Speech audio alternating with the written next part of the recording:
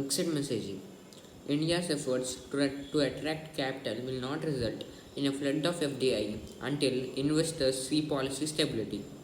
So actually, India's making some efforts and attempts to try and attract the capital, so that they could get so much FDI. But India's efforts will not pay off until the investors see some stability in their policy. Prime Minister Modi last week elaborately pictured India as an investment destination that could serve as a manufacturing hub at the heart of the global supply chains. So last week our Prime Minister Modi has given a speech. Pitch means a speech. He pictured that India as an investment destination that could serve as a manufacturing hub. He said that India is a destination for investment, and also it is a manufacturing hub at the heart of global supply chains, and everyone could supply everyone could supply their goods from to anywhere in India.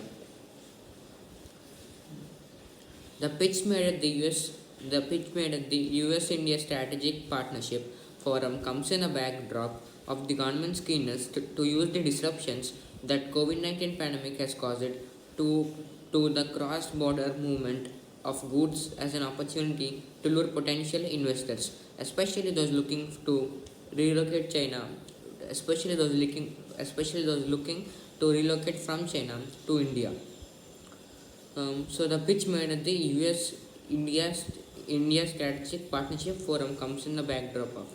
So the pitch made means the speech which means the location so that is the location where our Prime Minister Narendra Modi has given the speech, and and uh, and that comes from the backdrop of the government's keenness to use the disruptions of COVID-19 pandemic.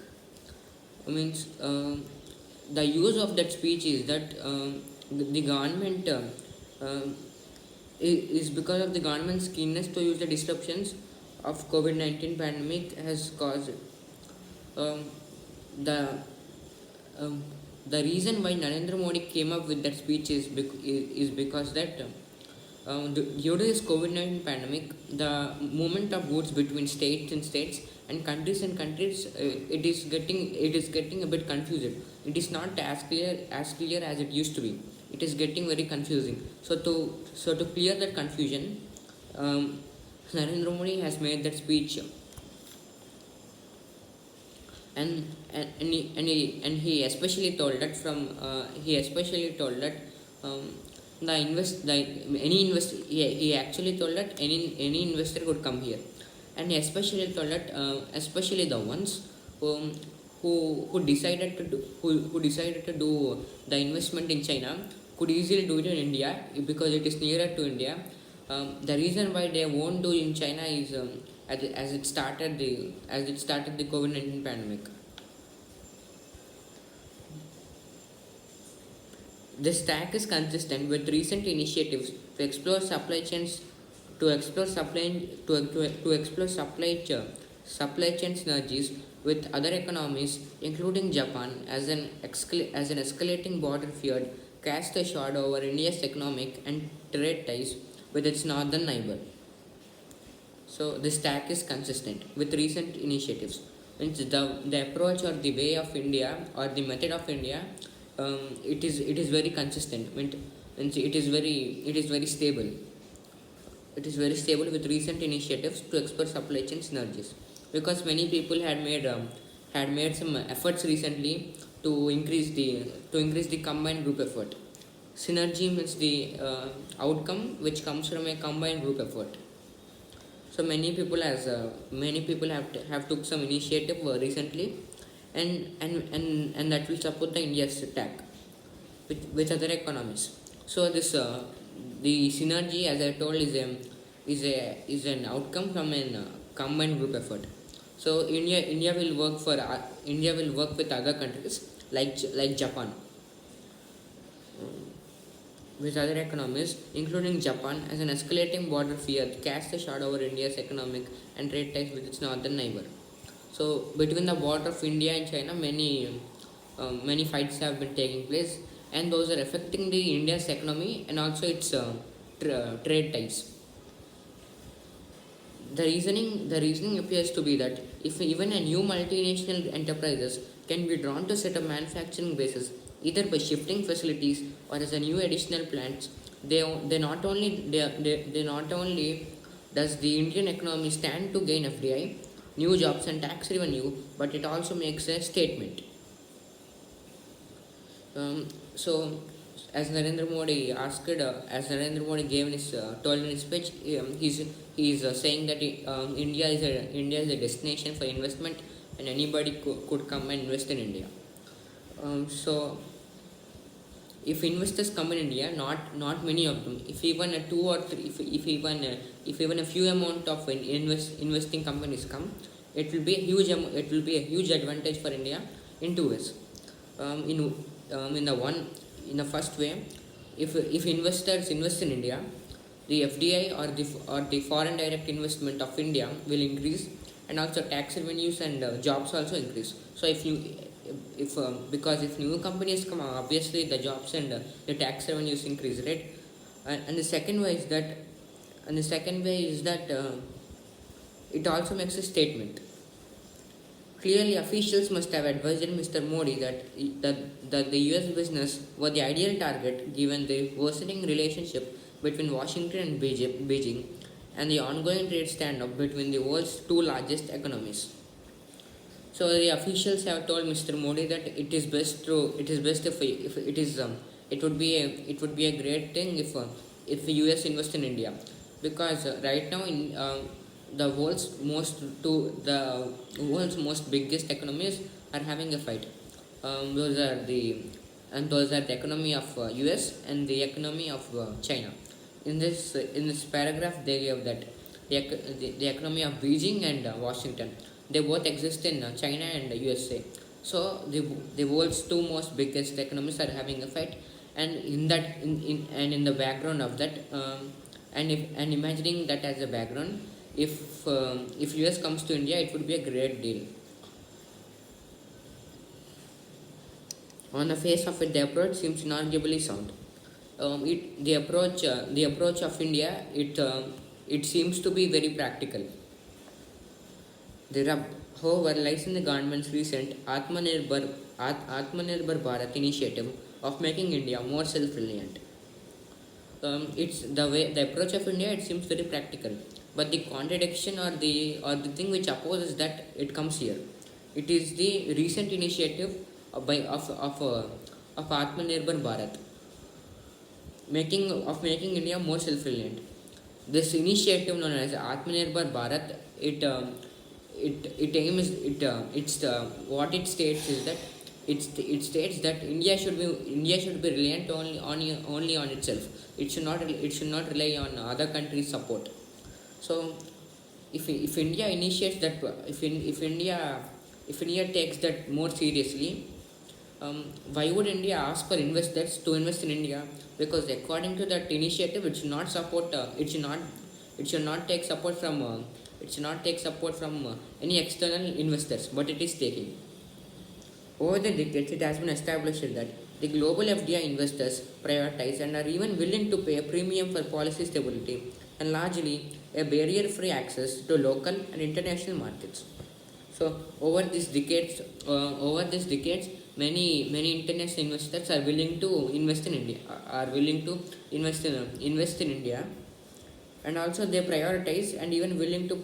So they are giving, and not only that, they are giving importance, and they are willing and they're willing to pay a premium for policy stability and largely barrier-free access to local and international markets. So they are also promising that there won't be anything which could stop the communication with the global and local markets.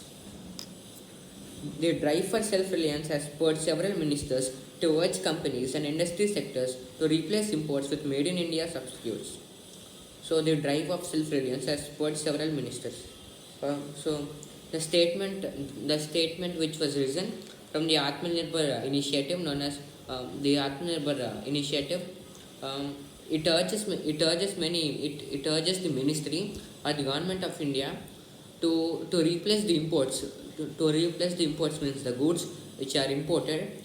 That statement is urging or forcing the ministry to replace these imports by the goods which are made in India.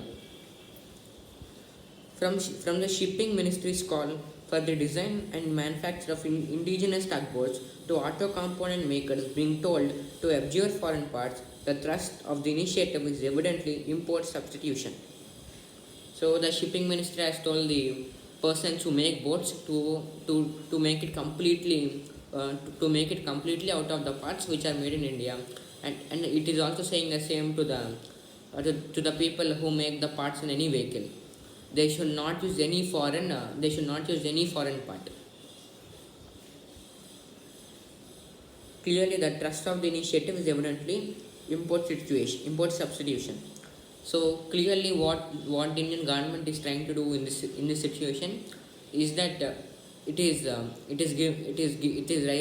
raising the statement or spreading the statement import substitution.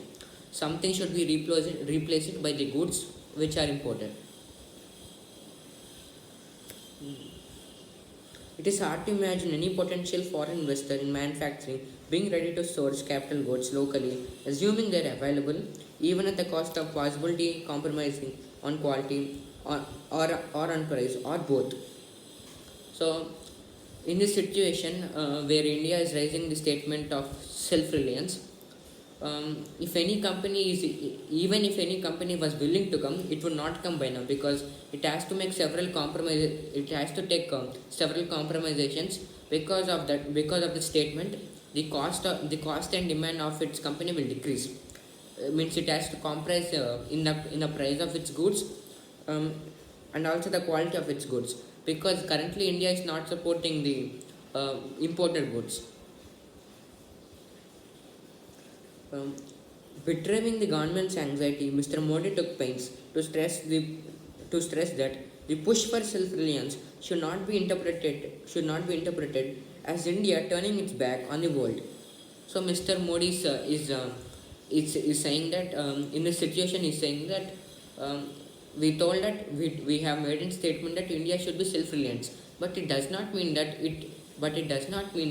India ignores the support from the world. Means it will. So he's basically saying that India will still request and will welcome the investors who are willing to invest in India.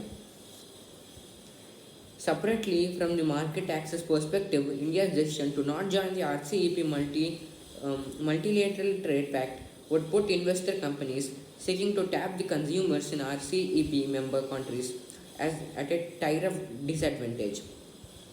So India has made a decision to not join the RCEP multilateral pact, and that brings up many disadvantages for the investors who were willing to invest in India.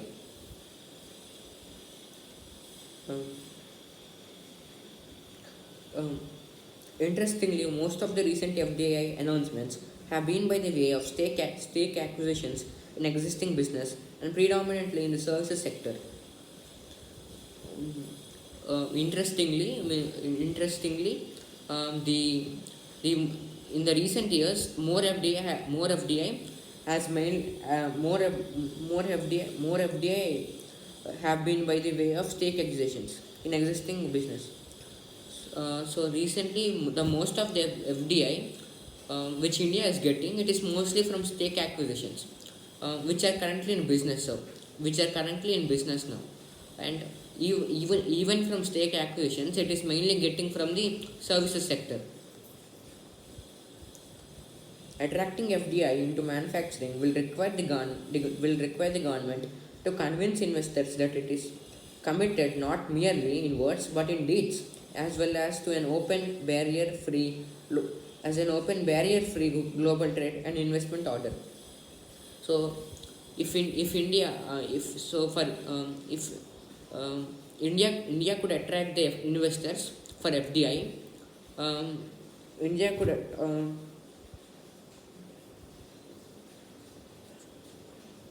So if India thinks that it should attract the FDI from the foreign investors, it should do this. It should be able to do anything, not only in words, but it should also be ready to do anything. It should also be ready to do any favor that the foreign investors ask.